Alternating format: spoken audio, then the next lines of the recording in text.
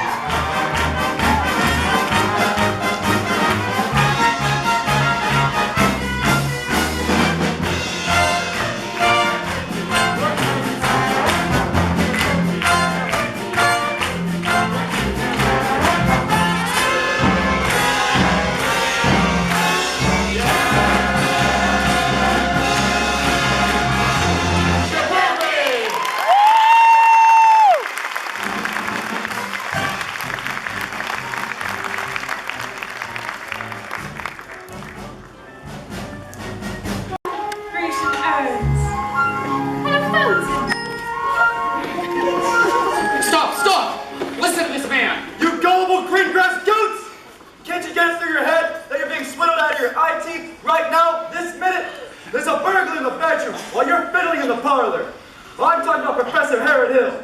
Road agent, highwayman, pickpocket. Pickpocket? Same thing. He's had his hand in your wallet, madam, and yours, little lady, and yours, mister, ever since the first moment he came to this town. There's more talking at Evans than you'll ever have time to read. There isn't any band, there never has been any band, and there never will be any band. If you don't hunt this man down right now like a mad dog, there won't be any Harold Hill either. He'll be on the next train out of town. Now will you believe me? Well, what are we waiting for? I want my money back. Money back? I want his hide. After him, and when you find him, bring him to the schoolhouse. After him. Check the low road. Check the high road. Back of the privy. Down to the...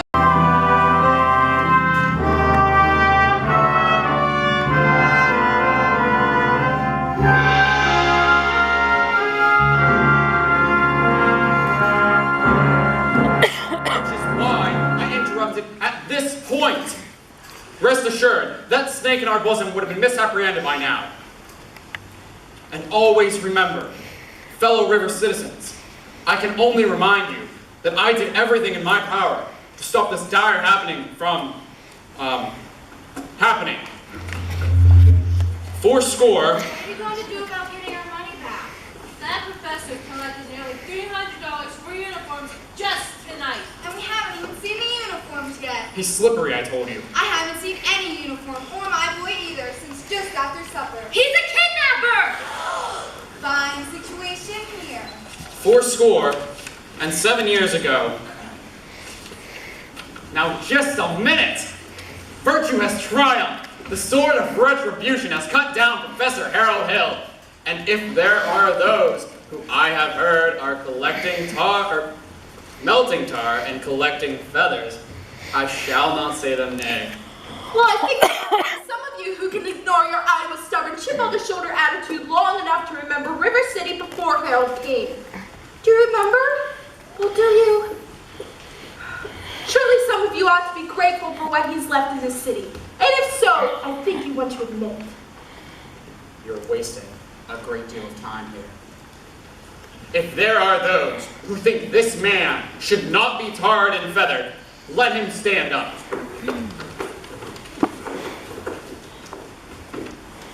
Eulalie, sit down! And the rest of you standing like a coat of Shropshire sheep.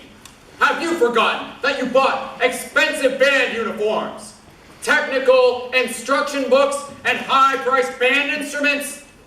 Have you forgotten the underlying warranty and guarantee that your children will be taught to play in a band? Well, where's the band? Where's the band?